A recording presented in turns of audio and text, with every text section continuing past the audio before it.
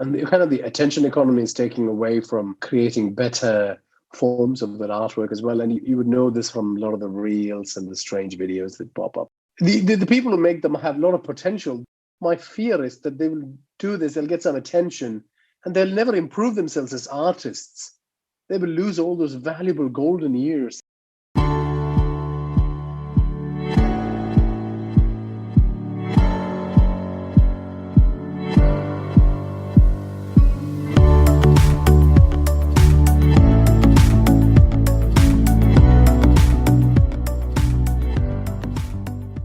Hi everyone, thank you so much for tuning into the second part of my conversation with Nikesh Murali, writer and creator of the acclaimed podcast Indian Noir.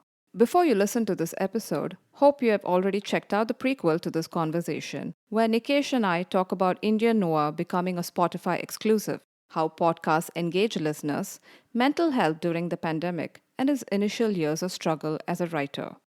Before we jump in, Maharani Talks is available on all major streaming apps, including JioSaavn and Gaana.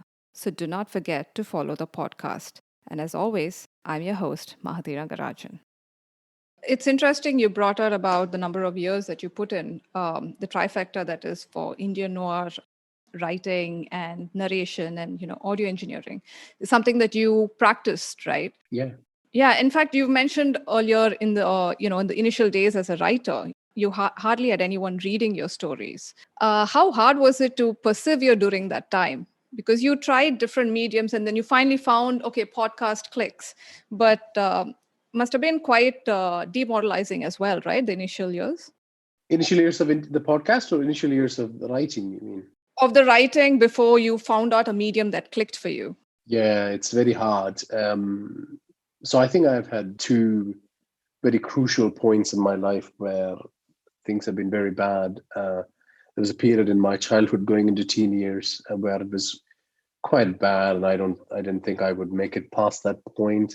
And then the next point was when I reached a stage where I started a doctorate in creative writing to further bolster my chances to get published, and I realized it was just not going to happen. And I had a mental breakdown, and it's not the mental breakdown like you see in the movies. It was a period of being really numb, and being so numb that I tried to fill my life with other things just to feel something. And it was a very low point. I still kept going. I still kept pursuing my normal career. All that stuff happened, but emotionally, it was a black hole. It was very, very hard, which then led to me obviously giving up on it totally, and which was then even more terrible in that sense, because then you had your primary creative outlet was gone, and it was this longing and sadness into which I put more things in that were not very meaningful. So when this happened, it was real salvation. It really was, because it was an artistic hellhole. And this is why, you would see a lot of stories of, artists on Indian Noir who are thanking me for engaging with them. It's because I've been there and I really understand how painful it is. Yeah. And I really don't want these people to suffer by themselves, because it's a real intense suffering. I'm pretty sure it's pretty much how fish feel like when they're out of the water, even for a brief period of time. Because they know they can slip back into the water. There's the other world of work and all that stuff. It's not the same, though. It's not the same. Have you come to a position now where, in a way, you're kind of grateful of the journey that you had? It taught you to be more resilient. Yeah, and actually quite lucky. I really don't think that if I went into the publishing ecosystem in India, I would have made out really well. I would have been guided by people that, honestly, a lot of people I've engaged with in that industry. I'm not qualified to lecture anyone about stories or storytelling structure, or they are just guided by spreadsheets and the university taught way of how writing works, which is not necessarily bad depending on the university, but mostly it's just very sterile work that they managed to produce. Also, a kind of writing which is destroyed writing that is more there to appease the editorial eyes versus the ears and the mind of the reader. There was always evidence that this was the case, because if you look at books that are successful, it's the much derided romance novels that sell a copy every 3 seconds. It's not the lofty one that someone, produced after their holiday in the Maldives, after they, were driven by angst about their family history, and it's a 700-page doorstopper with an extended sequence where someone eats a mango while reminiscing about what happened in their childhood. It's not those works that actually sell. It's the work that actually respects its audience, that pays the money to be entertained, that actually does really well. So publishers have always known this. They've always made money out of this, but yet there are these pockets of very large pockets of institutions where they manage to infuse writing with a lot of mystique and self-importance and kind of godly personas to the people who produce it and the people who edit it and market it. And then, I think when Kindles became very popular, e-publishing just came and bulldozed all of that out of the way, because people who could write fast and entertaining stuff were just selling more books. But then the problem with e-publishing was that everyone started publishing, and then the market got saturated and people couldn't pay attention to it. And then I think, there was a course correction, and publishers, I think, have improved their way. But I would have been caught in that first way of stupidity that was going on for a few decades. And I would have completely ruined my understanding of writing. So, and also the monetary side of things. I know a lot of people who have been published by the mainstream publishers, who haven't done financially well at all. All they can do is they can go to a party and say they were published by so-and-so there. And I think I once famously said that, saying that you're a writer and you've written a book these days is like going to a party and announcing you've got a sexually transmitted disease. Everyone's had it at some stage. So nobody cares. Nobody gives you any particular kudos that you are a writer. It's all right. Other writers might respect you, but most people don't really care these days. They know how poor writers are. 1% of writers in the US make a living wage out of writing. 1% of all the writers in the world are millionaires. The Stephen Kings and James Pattersons of the world. Most people on average make something like $1,000 to $3,000 a year. Okay. This is working writers I'm talking about. How sad. That mystique is gone. And then, the golden age of TV elevated storytelling. And suddenly you could see the potential of what novels could have been actually being realized by TV shows. They were doing it much better than novels ever did. And people gravitated towards it. And then I think the audio medium succeeded then was because of the magic that a narrator could bring to it. Audiobooks took off, and it's a life-saving pipeline for publishers now. Audiobooks are such an integral part of the publishing industry. When it came to podcasting, then it was a matter of obviously, marrying the audiobooks trend with the television phenomenon in terms of storytelling. Yeah. It's really interesting that you've been medium agnostic, because most artists, right, they think it's only one type of medium that they'll be good at and they stick to that. Yeah. But, a lot of people don't realize there's a completely different set of writing that you need for, say, to produce Indian noir, right? It's not like you write for books or novels or even short story fiction. Yeah. So, which is so important, because a lot of artists, I think they kind of expire because they're so slave to the medium. Mm-hmm. And it's nice that you experiment with that. Yeah, it's a great point, Mahdi. I would add another aspect to it, which is that sometimes when you have, you're on the writing bandwagon because you think that you can be a writer, all it might mean is that you are creative and you have a bit of a way with words. You really, after a few years, you should really see if that can link you to other art forms. for example, you might actually be very good at writing jokes and could be a great stand-up comedian. Yeah. Especially if you have that confidence. You could really be great at improv theater because you can come up with stories off your head, and you might become part of a great improv theater group and actually sell tickets to your shows and do really well and be connected with an amazing community.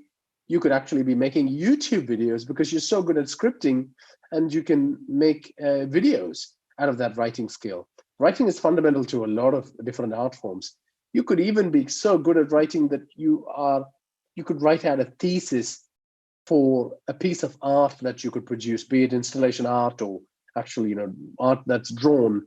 You can marry the skills in so many different ways. And so don't stick to a particular medium. It might be a pathway to something else.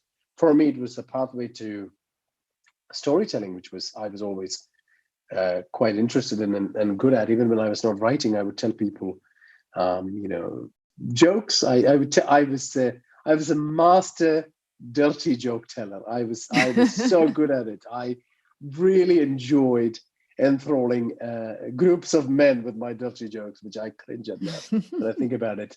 But also then going on from that, people who did not want to watch horror movies would consult me and just ask me to tell them the story. And I was very good at describing the stories to them just with my face and my voice. And, so I've always enjoyed that. So that really got me back to the skill that I was actually good at, which was oral storytelling, and just having the base to script really helped sustain that. Yeah. But when did you realize you actually had a knack for, you had the talent to be a voice actor and that you could modulate? It came when I was doing the poetry readings on Twitter and people were really enjoying it.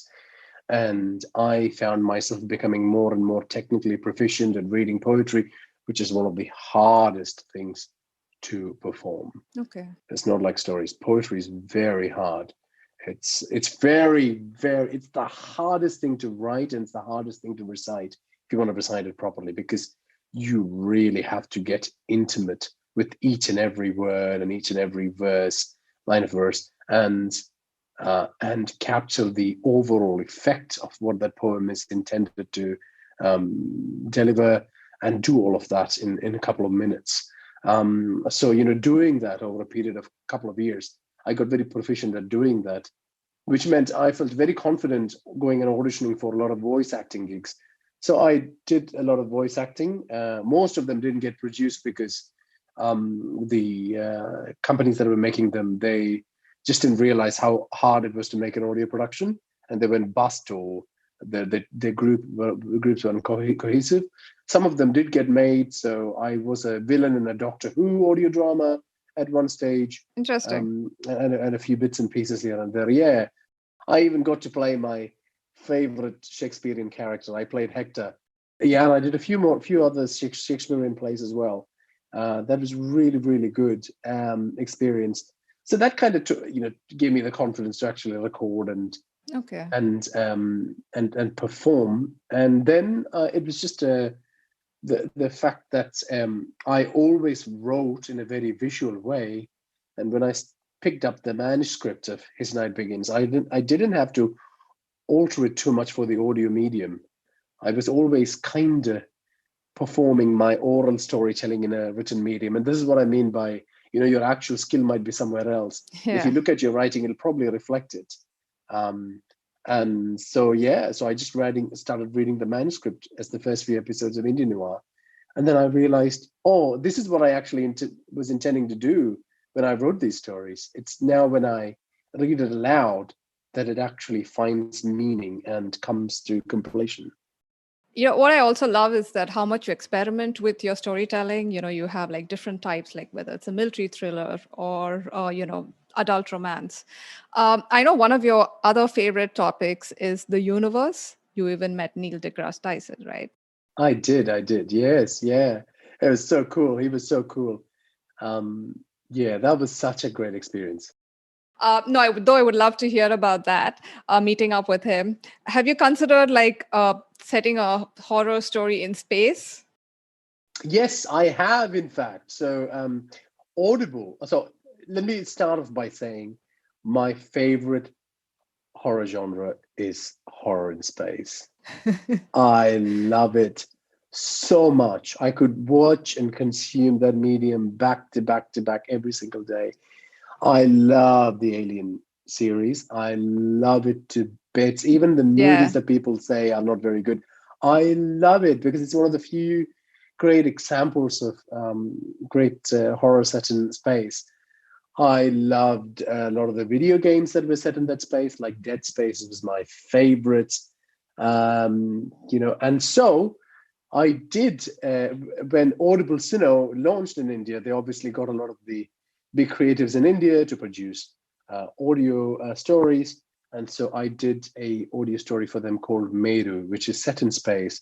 It's about a mining ship called, and so this is absolute homage to Alien, without a doubt, but also Indian mythology, which I really adore. So it's about a mining spacecraft called the INS Dwaraka, and it's thematically it's about how women are destroyed by men in their lives in a lot of ways. So it doesn't make for pleasant listening on that front, but it's about the captain of that ship is a woman who loses her husband in the opening mission when the story begins. And then when her superior passes away, retires, she then takes charge of the ship, and they go to a planet where they're mining, and they find this strange temple-like structure, and they collect a box from that temple-like structure in which is a head, which they bring on board, and that causes mass hallucinations and triggers a lot of violence in the crew members, and it's how that whole space mission goes to hell, literally, and it marries in the myth of Rahu and Ketu Okay.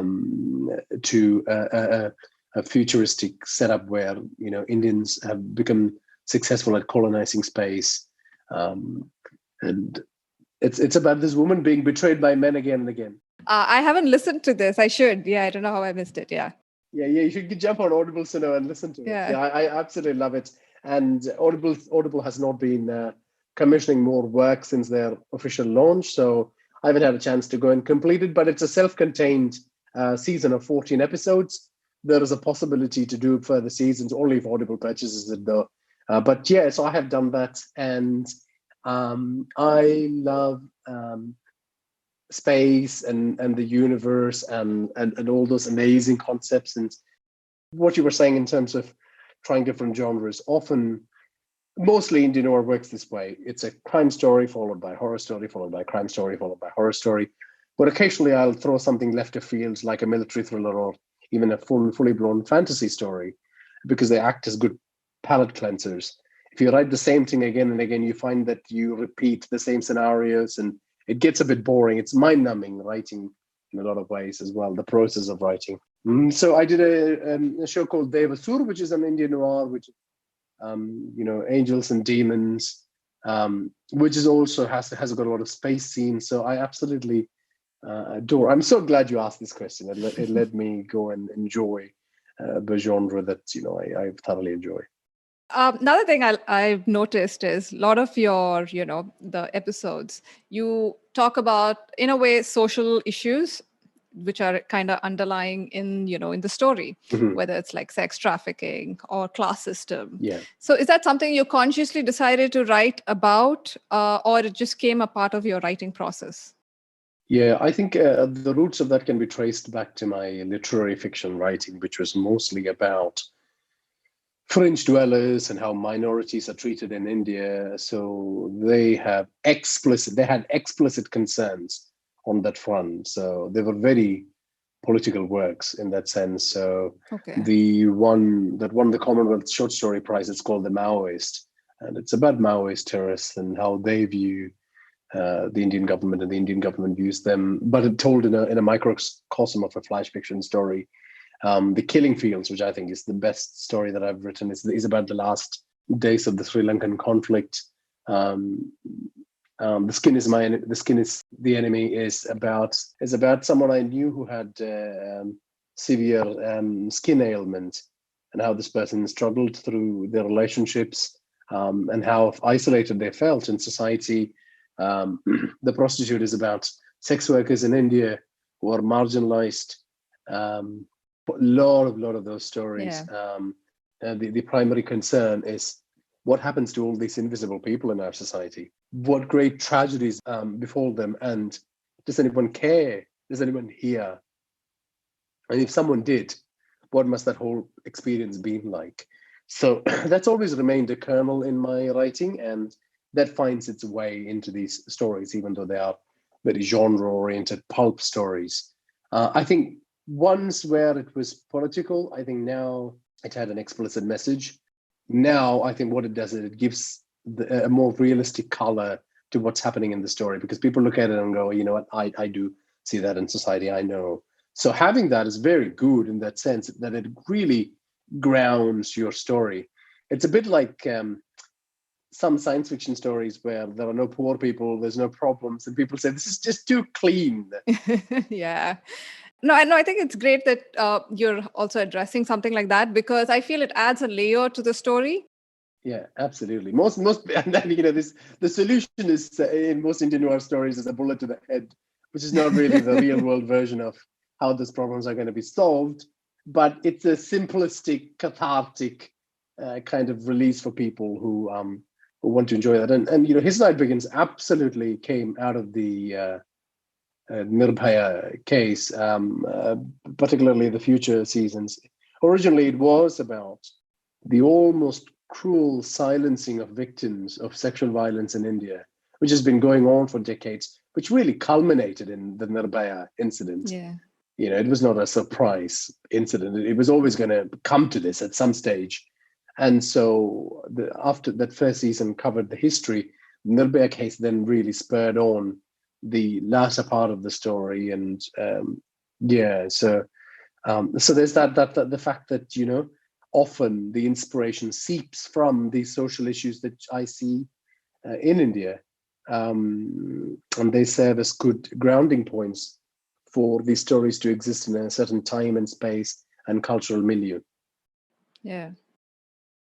I want to ask about your research. In fact, the previous writer I spoke to, Francis Miralles, he talks about how writer's block happens only because the writer hasn't researched enough, or another reason could be is they're so consumed by whether what they're writing is good or whether it'll be published. They don't allow themselves to be bad. You need to keep writing. It's going to be awful, and you just keep writing, and then slowly you'll get to it. Yeah. So how important is research for you in terms of writing fiction? Yeah. Firstly, can I say how cool that you got to interview that man? Like, his book Yeah. is sitting on the coffee table right there. It's such an awesome book. And he's a real sweet man. Yeah, he's very sweet. Yeah. Most writers are sweet people, as you know by them. Yes, you as well. Yes. So you say. What was I going to say? Yeah, it's very important. In fact, it's interesting that you asked this question today, because just a few hours ago, I actually posted a couple of stories about this very topic. So His Night Begins, which is the most popular crime show on Indian Noir, will have a fourth season. So I'm about to start researching that. And I posted the picture of a book, which is about the global drug trade. And I said that, I'm going to go off and read all these unpleasant things so that I can start researching it. So, and then I mentioned how for most of the fictional crime stories, I spend at least 3 to 6 months trying to read books about that topic. Okay. So, for example, for Trishul, which is about military thrillers, which is a military thriller, it's about a Black Ops Special Forces unit. I read a lot of nonfiction and fiction written particularly by Special Forces soldiers, just to understand how it actually works and how you would fictionalize it, what rules were broken. And it is so important to know it so that you know what rules and facts you can break to tell a story. Because let's be honest, and let's take the military thriller as a genre. You can never write a realistic military thriller that's entertaining because these people are highly skilled. They don't make mistakes. A lot of stories actually operate on people making mistakes and having these larger than life conflicts and fighting against it. And whereas in an actual special forces military operation, they've drilled everything to the dot. They've got the best equipment. These are the best trained human beings on the planet. They will go in, they will use their suppressed weapons. The problem's going to be solved in 5 minutes. There is no way I'll be able to produce 14 episodes that are 20 minutes each if I was going to write about real special forces operations. So all military thriller writers, all crime writers, they have to create an artificial story structure around realistic things. So there are markers of realism, for example, in Trishul, the weapons used, some of the special forces tactics, how they would operate as a unit, what kind of operations would they do, some real life counterparts for a lot of the incidents that are mentioned. That's about it. But and the truth is, I know a lot of military wives who listen to Indian Noir and who send their works to their husbands as well. So I have to justify a lot of the stuff that I put in there. But I do that with the notion that they understand, what, Nikesh, this is not how it works at all. But it's a good story. And that's all they care. They're here to consume fiction. They're not here to consume nonfiction. But it's a bit like the social issues you were talking about. Really, the idea of research is to color it with just enough things so that it looks like a lived-in, plausible world. Yeah. And a good analogy for this is I don't know if you've heard about the Pixar squint test. That's how they determine how to design the characters. Okay. I might be quoting this analogy completely wrong, but this is how I think it goes. They will do a piece of art and then they will squint at it. And whatever falls in that spectrum is what they would kind of go for in terms of realism. Look it up. Disney Plus has even produced a little segment about how Pixar works. And that's interesting. Talked about the squint test. Yeah, the squint test. So it's a bit like that. So having those elements really help. So for example, I've read a lot about how actual hitmen work for Indian Noir and for His Night Begins, and use some of their stories. So, for example, how they ensure that bodies sink to the bottom of a river. There's an example of that used in one of the segments in the story, and it's an actual incident of someone who was fed to rats, so things like that. But then there are so many unrealistic details in those stories. Like, it's never going to happen. Guns don't work like that. But then it makes sense that you actually know that, because at some stage you will get that question and you can counter that argument. That's one aspect of it. And you can tell them, look, if you wanted to consume nonfiction, you should have consumed that. And then you can actually respect that person and give them a recommendation of what they should actually read. That's the first reason why I do it. But secondly, to just know enough that you can imagine the scenario in your head and it feels realistic. So for example, in Australia, it's illegal to own a gun. So there's no way I could go and actually practice it. So reading these and how it's used and watching YouTube videos, I can have the lived in experience of it as well. So really helps doing that research. But 3 to 6 months on an average. For Trishul, I read close to 1 million words before I even started writing. The future seasons of His Night Begins, it'll take longer as well because of the nature of some of the stories. A lot of research. I spent a lot of money this year getting all the research books I will need. At some stage, I really want to write murder mysteries, which is the toughest thing to write on this planet. Well, full stop. People who write murder mysteries are geniuses. These are the people who would have gone on, if they didn't do writing, to solve, cure cancer, solve poverty as a problem. They just decided to write crime fiction. Very few people do it really well, but the people who do it are geniuses. So I have been studying criminology and forensic science for nearly 8 years now. I read textbook after textbook. And I feel like with another year, I will get to a point where I can actually start writing. But there's definitely a lot of interest on my part to be able to write a murder mystery. So I ordered more books this year about forensic science in a particular time period, just to understand how it works during that. So lots of reading, lots of researching, lots of even reading other books by other writers that in unrelated genres that you don't write in at all, to constantly feed your mind. That's it. Watching documentaries on the topics you want to writing. You're never going to improve as a writer if you don't read a lot and consume a lot of other works. Not just about the writer's block, just to be able to even start when you actually have the mental energy to do it. You need all that information behind you. Okay, so my next question has to be, how do you manage your time? I know I've asked you this on Instagram and I see your stories, but I have to ask it on the podcast. I think Professor Scott Galloway, who I absolutely admire, who's a great futurist, he was a great intellectual. He says that, work-life balance is an absolute nonsense. There's no such thing as work-life balance. You have to make time for work, you have to make time for family, you've got to make time for your art.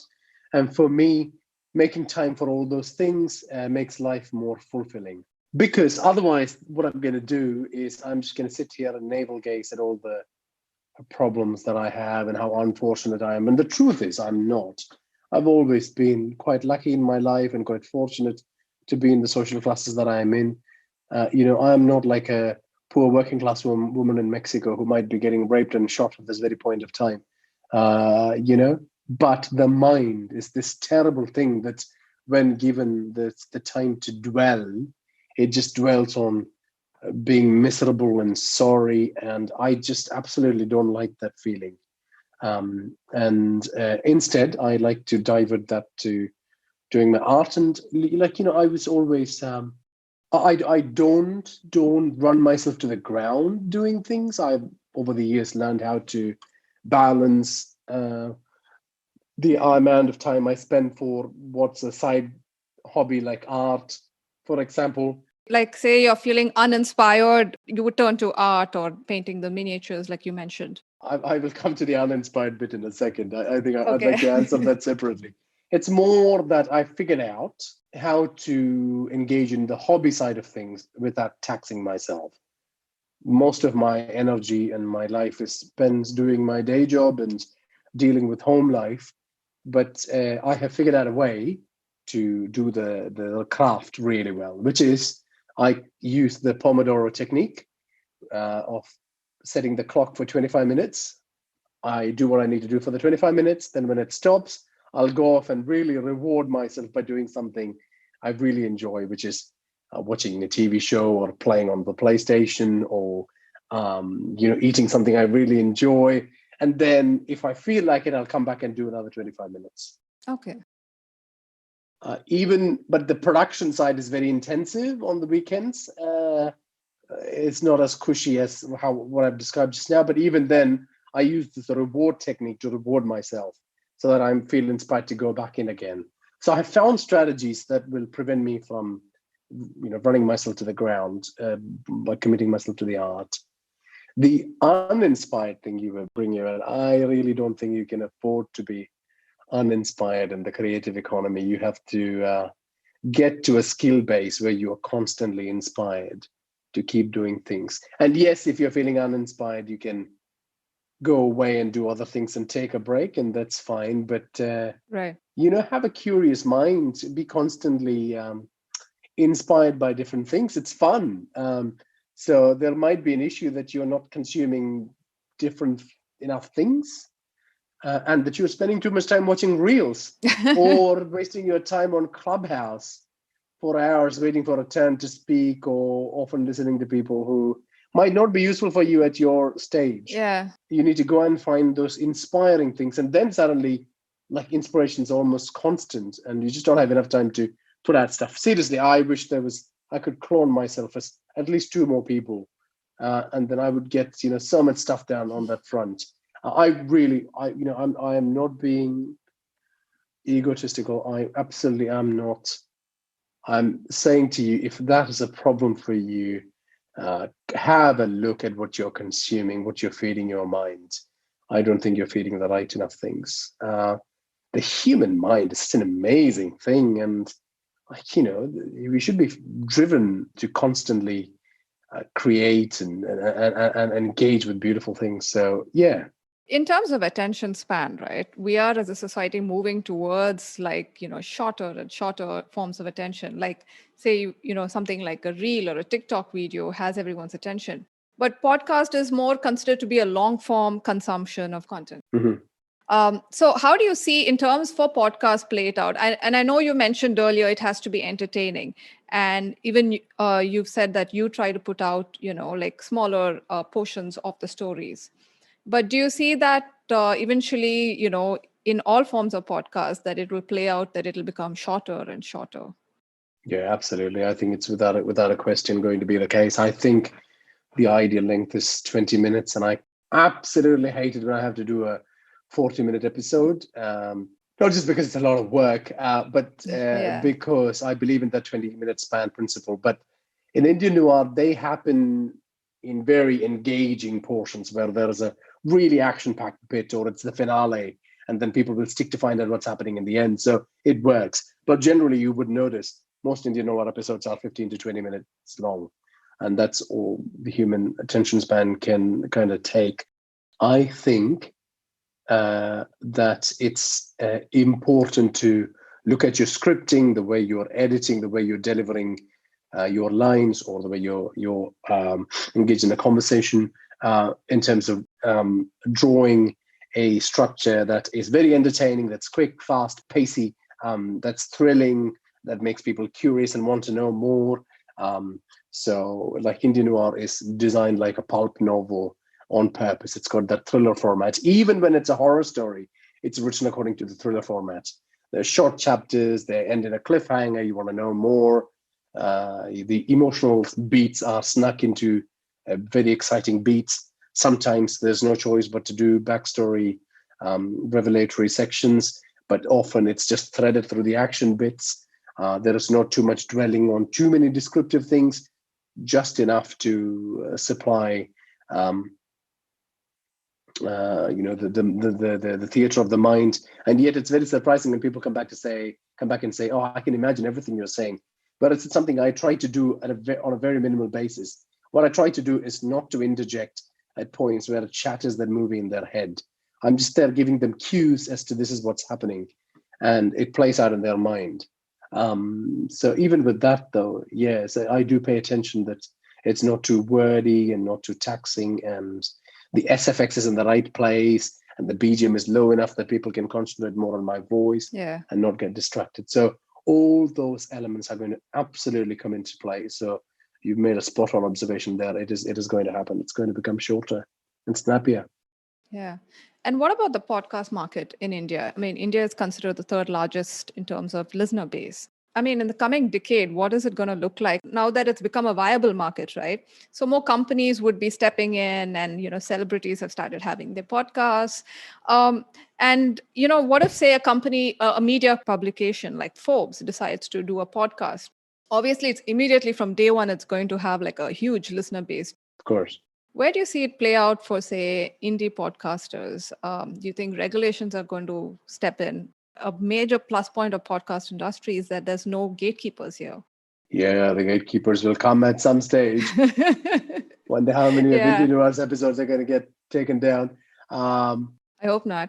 Which is going to be a problem. I hope not. I don't think so. I've actively stayed away from super contentious kind of polemic political debates because I don't think it achieves anything. So I would strongly advise independent podcasters to stay away from that. You're not going to really make any change by talking about it. There's that famous quote that people who want to solve world problems are the people who find it difficult to make their own beds. I find that this is true about life in general. Most people I know who want to solve problems in Palestine are the people who have difficulty taking a cold hard look at themselves and solving their own problems. So I think you need to moderate your political speech and invest in things that actually matter and that are around you and the microcosm of you as an individual. So take that out of your content sphere. If you're an independent podcaster and if you have regional language skills, that's where I'd ask you to concentrate. I think that market's going to blow up. Indian Noir definitely has intentions to go into those markets in terms of translated works. That's definitely in the works in the background. Okay. All the major languages where radio is popular, follow your nose and start producing content in those languages. I think when the regional podcasting takes off, I don't think like the OGs like me will exist anymore. It'll be the all the superstars of this medium are going to be the regional language podcasters who will have millions of Oh, listeners, is it? millions, I think. And for them, it'll be much easy to monetize, and they will get bought out by the streamers very early on, without a doubt. So if you're hearing this, you're an independent podcaster, you have skills in your regional language and the ability to produce content in it, start now so that you're skilled and leveled up in 3 years' time to be able to monetize it. Don't start it now thinking that you'll monetize it in 6 months. That's just ridiculous. That doesn't happen to anyone. Yeah. But yeah, so that's going to take off. I really hope to God that they fix the advertising situation. Yeah. My thinking is that it's not going to be fixed for another decade. I'm just being intensely negative here. And I suppose I'm being negative here so that I'm hoping it bounces back against the universe and becomes positive and, someone makes a change in the next couple of years. I hope to God that'd be so useful for so many indie podcasters. But maybe get together and try and find a way to solve that problem. I think a lot of the big podcasters are going to be with the streaming giants. Yeah. And drawing audience into those markets for a few years in English and in the regional languages. But there's no doubt it's a huge market. There are some concerns on the horizon internationally, but I don't know if it's an issue in India. I don't know how much work from home is going to take off in India, because as you've noticed with COVID, listening numbers have fallen because people are not traveling, and that's when mostly people listen to podcasts. So listenership is definitely down. It's starting to pick up. But if work from home becomes a thing, then I think there will be a certain amount of shrinkage. And, I don't see that problem affecting me because I was always niche. Right. It was always a niche audience that was attracted to Indian noir. It just happens that the niche audience can be quite big and might get bigger. But even if it's that stays in that bracket, it's still good for me. But for others who might not do that niche kind of work, it might be a bit of a challenge. If there's a massive competition in the niche, the early starters might have an advantage. Yeah. There could be issues on that front. That is definitely going to be a problem. But the ad issue is a no-brainer. People are more engaged listening to a podcast. Stop spending money on Instagram ads. Start advertising on podcasts. Yeah. So there's a lot of positivity on that front in the ad. When people get onto it, I think the people who put the ads on and the podcasters are going to really do well. And clearly, in the future, I think the streamers will be willing to pay more as more people consume audio content. And there might be an element of screen fatigue that might set in at some stage. And the whole idea of taste making, where the good podcasts introduce people to a great art form. People who consume audiobooks might not find good enough audiobooks among Indian publishers. They might come to the podcast that actually do a better job of telling good stories. There's all those amazing developments ahead of us. Very curious to see where it lands. Also, cross media integration. Some of the podcasts are already starting in terms of turning their properties into books, into TV shows. Right. Who knows? At some stage, His Night Begins might get made into a TV show. Hope that happens. They've all been written on purpose to be able to be easily translated into the visual medium. So it's one of the other reasons why I wrote them in a TV and a movie structure. So hopefully that could happen. So all those exciting things are ahead of us. Or, it could even go into the short form of book type. So it could be published as that as well. Yeah.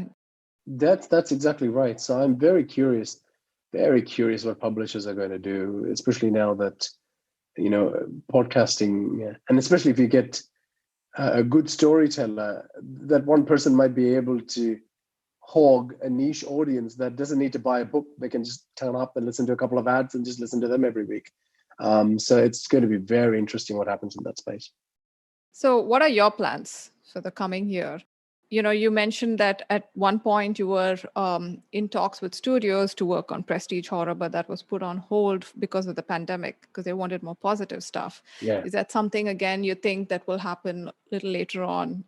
I think what's happened with the Spotify deal and the ability to monetize it the way I can now, what I'm going to do is I'm going to stick with the embedded niche audience, because I found that that is a way to actually grow even more audience, a bigger chunk of audience. So what is going to happen is I'm going to bring back His Night Begins and Fear FM, and this is nothing new. This was always my plan. It's just that I was probably going to have a 4 or 5 year break between the previous iterations of these stories and the future versions. But now I'm going to fast track the production of those two to continue their story, because they were always going to be a decade-long story. So for the next 10 years, it's probably going to be completing the stories of those two series, and then to interject that with one-off stories here and there, just as palate cleanses for me and the audience, particularly things like Trishul might be a good example of a story that might exist in a mini series format. Okay. So the plan is to definitely go on this journey, continue on improving myself, improving the audio journey that Indian Noir is on, thrill the audience with, because now I've latched onto like some of the like popular franchises, and just like greedy Hollywood studios, that's exactly what I'm going to do. There's an embedded audience. I can look at, if I want variety, I can just apply variety to the franchises that are established, and still enjoy that process as a writer. And it is writing series is good fun. It's very challenging how you thread multiple storylines in, how to continue the story, how you can move forward and backward in time. I can pull all those tricks and still have that audience that's going to keep coming back. And just like we started this conversation, it's all about the audience and having someone to consume your art. That's the whole point of existing as an artist. Yeah. So great things on that front. What about the regional content? Do you have a timeline for that? Yeah, it's still in the works. It's not an easy process, particularly translating the work. So it's going on. It's in a. I can't give you too many details, but Okay. this is perhaps the first place that I'm actually even admitting to the fact that work is rapidly in progress to get Indian Noir into other languages, and that is going to be so exciting. Like, instead of like a more than 1 million people consuming my work, that's going to be millions of people. Like, to even contemplate that 5 or 6 years ago, like, I would have said that's bonkers. So that's where the future is. But you have to upskill yourself to be able to do that. Like, you have to find the right partners. You have to be very good yourself. Your work has to be translatable. There's that element too. Don't forget that. It's like, it's not just easy as going to your desk and pulling out your manuscript and going, oh yeah, this is what I'm going to do. No, it doesn't work that way. You have to learn to write very descriptively, but yet be very meager with where you put the descriptions in, knowing where to interject and disturb an audience, knowing where not to, and then having complete creative control over the process, some way or the other, and add that with the very contrasting experience of trusting and working with other people who are going to do the translation. Or even if you're doing your translation, how good are you at translating? So there's all that stuff. There's money. There's a lot of, none of this is easy. Yeah. Nothing is easy. Nothing about life is going to be easy for any of us in the coming decades, as we go into a period where the economy is translating into something else very fast. So that just gets reflected into minor economic sections and the sectors like the creator economy, in life, in art, in all the things. So that's what you're seeing. So forget this idea of easy and that's all I've got to say about that, because I don't think you can be more clearer about it. Yeah, and sadly in India, the creator economy is still very largely unorganized. Hmm. There's so many players. I don't think that's been consolidated properly. And I don't think most of them still don't understand the different avenues of, content creation and how creators can have a play in that. Yeah, and the attention economy is taking away from creating better forms of that artwork as well. And you would know this from a lot of the reels and the strange videos that pop up. I mean, Right. the people who make them have a lot of potential. My fear is that they will do this, they'll get some attention, and they'll never improve themselves as artists. Yeah. They will lose all those valuable golden years, and there will be a footnote in the creative economy, and someone else will turn up and they'll just get trashed and never get remembered again. And yeah, how many viral stars have we come across? Where are they now? I think a lot of them are using it as, a stepping stone to something else they want to do. Like, for instance, many of those, who do this comedy and stuff, they're really hoping maybe eventually it plays out into they Yes, get a role in a web series or. absolutely. And there's nothing wrong in that. That actually is a legit one. I actually completely discount that bit from the bit I'm talking about. I'm talking about more the younger Yeah, artists putting up like bizarro reels. With instead of really investing in their art. exactly. The category that you're talking about, that's legit. That's totally legit. People honing, advertising their craft to get a pathway in, and Yeah. of course, is such an important audition for getting into mainstream work. So kudos, like keep doing that. That's awesome. That's how I got monetized. So that's great. Keep at it. Yeah. All right. Thank you so much, Nikesh. Wonderful talking to you. Great, Mahati. I could talk to you for hours. This was so good, and thank you for all the great questions. And I get interviewed a lot, and every interview I think, oh God, I hope they don't ask me the same questions. But you've just got me thinking so much, got me excited about some of the things I was saying to you, and given me a lot of ideas to think about as well that I can apply in my own work. So this was a two-way process. I thank you so much, and happy anniversary. Happy anniversary. Is that right? Yes, thank you. Yeah. But thanks so much for saying that, because that's what I truly work towards as an interviewer, Yeah. to make my guests think and hopefully not get weighed down by the same questions over and over again. So I'm happy you felt that. You're fantastic. I've said this to you several times, and I'm going to put this on record. You are fantastic, and I hope a lot of people use you as a role model on how to do interview style podcasts, because it's the one that's most prevalent and it's not done well in most cases. And so, people listening to this, listen to a lot of other awesome episodes from Mahati. She always is so good at finding her guests and asking great interview questions. So for that reason and your anniversary, congratulations, and keep up the great work, and look forward to more from you. Thanks so much, Nikesh. You're truly kind. No worries.